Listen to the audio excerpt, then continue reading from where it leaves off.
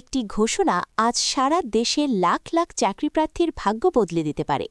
এইমাত্র পাওয়া তথ্য অনুযায়ী রবিবার অর্থাৎ আজই প্রকাশ হতে যাচ্ছে একটি বিশাল নিয়োগ বিজ্ঞপ্তি। মোট শূন্যপদের সংখ্যা ১২,০০০-এরও বেশি। কিন্তু এখানেই শেষ নয়, এই নিয়োগে রয়েছে কয়েকটি বৈপ্লবিক পরিবর্তন যা আগে কখনো দেখা যায়নি। যা হবে তা সরাসরি অফিসিয়াল ওয়েবসাইটে অনলাইন আবেদনের সুযোগ। কিন্তু কোন মন্ত্রণালয় এই নিয়োগ দিচ্ছে, আর সবচেয়ে বড় প্রশ্ন, আবেদনের শেষ তারিখ কবে? জানা গেছে এই মাসের শুরুতেই প্রধানমন্ত্রীর কার্যালয় থেকে একটি জরুরি নির্দেশনা এসেছিল বিভিন্ন মন্ত্রণালয় ও বিভাগে শূন্যপদ দ্রুত পূরণের জন্য। সেই নির্দেশনা বাস্তবায়নের প্রথম ধাপ হিসেবেই এই বৃহৎ নিয়োগ চক্র আসছে। পদের সংখ্যা ১২,০০০-এর বেশি হওয়ার পেছনে কারণ হল গত কয়েক বছরে বিভিন্ন মন্ত্রণালয়ে জমে থাকা শূন্যপদগুলো একসাথে পূরণের সিদ্ধান্ত। কিন্তু সবচেয়ে বড় কথা এখনও বলা হয়নি। আসল ঘটনা হল এই নিয়োগ শুধু সংখ্যাই বড় নয়, পদ্ধতিতেও অভিনব। পুরো প্রক্রিয়া হবে সম্পূর্ণ অনলাইনে, কোনো ফিজিক্যাল কাগজপত্র জমা দিতে হবে না। শুরু থেকে শেষ পর্যন্ত আবেদন, ফি জমা, অ্যাডমিট কার্ড ডাউনলোড, এমনকি ফলাফল প্রকাশ পর্যন্ত সবকিছুই হবে নির্ধারিত অফিসিয়াল ওয়েবসাইটে। এটি সরকারি নিয়োগের ইতিহাসে একটি মাইলফলক হতে যাচ্ছে। কিন্তু এর পেছনে কি কোনো বিশেষ কারণ আছে? অবশ্যই আছে। প্রথমত, এটি হবে সময় সাশ্রয়ী। দ্বিতীয়ত, এটি হবে স্বচ্ছ।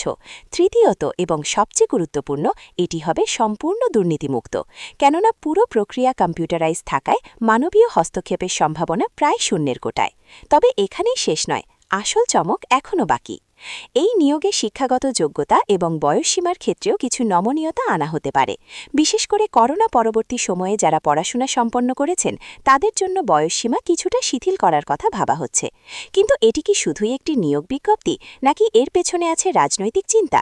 এই প্রশ্ন উঠতেই পারে। রাজনৈতিক বিশ্লেষকরা মনে করছেন, আগামী জাতীয় সংসদ নির্বাচনের আগে তরুণ ও শিক্ষিত ভোটারদের মন জয় করতে এই বৃহৎ নিয়োগচক্র একটি বড় কৌশলগত পদক্ষেপ।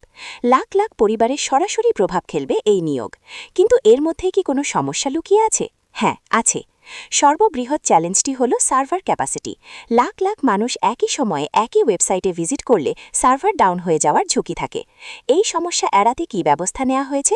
জানা গেছে, সরকারের জাতীয় তথ্য প্রযুক্তি বিভাগ এই নিয়োগের জন্য আলাদা হাই ক্যাপাসিটি সার্ভার এবং ডেডিকেটেড টিম গঠন করেছে।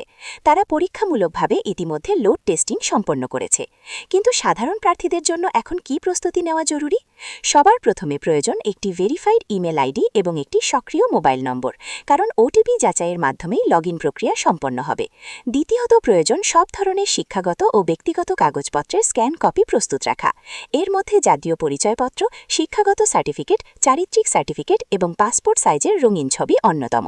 তৃতীয়ত, প্রয়োজন একটি ভ্যালিড মোবাইল ব্যাংকিং অ্যাকাউন্ট বা কার্ড, কারণ আবেদন ফি অনলাইনেই পরিশোধ করতে হবে।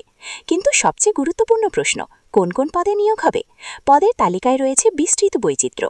এর মধ্যে আছে অফিস সহায়ক, data entry operator, stenographer, computer operator, driver, নৈশপ্রহরী থেকে শুরু করে বিভিন্ন টেকনিক্যাল ও বিশেষায়িত পদ। শিক্ষাগত যোগ্যতার ক্ষেত্রেও রয়েছে নানা স্তর, অষ্টম শ্রেণী পাশ থেকে শুরু করে স্নাতকোত্তর পর্যন্ত। অর্থাৎ প্রায় সকল পর্যায়ে চাকরি প্রার্থীরই এই নিয়োগে সুযোগ থাকছে। এখন কথা হচ্ছে, এই নিয়োগ প্রক্রিয়া সম্পন্ন হতে কত সময় লাগবে? সরকারের লক্ষ্য হচ্ছে যত দ্রুত সম্ভব এই প্রক্রিয়া শেষ করা। ধারণা করা হচ্ছে আবেদন গ্রহণ শেষ হওয়ার পর 2 থেকে 3 মাসের মধ্যে লিখিত পরীক্ষা এবং তারপর মৌখিক পরীক্ষা সম্পন্ন করা হবে। সমগ্র প্রক্রিয়াটি 6 মাসের মধ্যে শেষ করার লক্ষ্যমাত্রা রয়েছে। কিন্তু এর মধ্যে কি কোনো বাধা আসতে পারে? বাধা আসতে পারে আইনগত জটিলতা থেকে।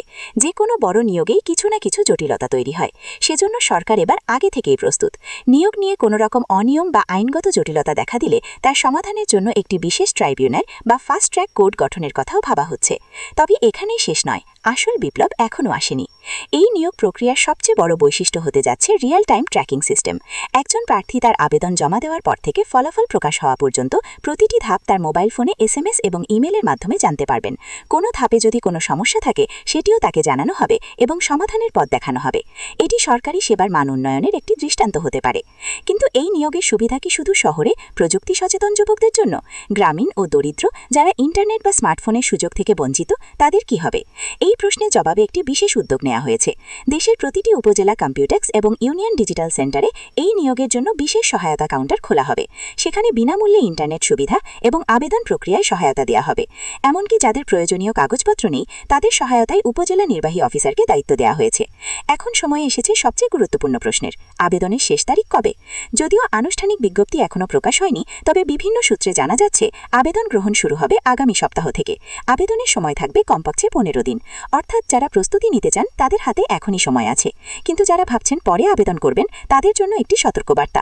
অনলাইন আবেদন পোর্টাল সাধারণত শেষ তারিখের আগের রাত 12টা নাগাদ বন্ধ হয়ে যায়। কিন্তু শেষ দিন লক্ষ লক্ষ মানুষ একসাথে আবেদন করতে গিয়ে সার্ভারে চাপ তৈরি করে এবং অনেকের আবেদনই সম্পন্ন হয় না। তাই বিশেষজ্ঞদের পরামর্শ হলো বিজ্ঞপ্তি প্রকাশের পর যত দ্রুত সম্ভব আবেদন প্রক্রিয়া শেষ করে ফেলা। কোনো অবস্থাতেই শেষ দিনের ওপর নির্ভর করা উচিত নয়। তো বন্ধুরা, আজকের এই ব্রেকিং নিউজটি ছিল লাখ লাখ চাকরি প্রার্থীদের জন্য একটি বিশাল সুযোগের সংবাদ। 12,000 শূন্য পদে নিয়োগের এই বিজ্ঞপ্তি আপনার জীবন বদলে দিতে পারে। তাই প্রস্তুতি শুরু করে দিন এখনই। ভিডিওটি ভালো লাগলে লাইক করুন, শেয়ার করুন এবং আমাদের চ্যানেলটি সাবস্ক্রাইব করুন। নিয়োগ সংক্রান্ত যে কোনো আপডেট সবার আগে পেতে নোটিফিকেশন বেল আইকনটি অন করে রাখুন। কমেন্টে জানান আপনি কি এই নিয়োগের জন্য আবেদন করবেন। ধন্যবাদ।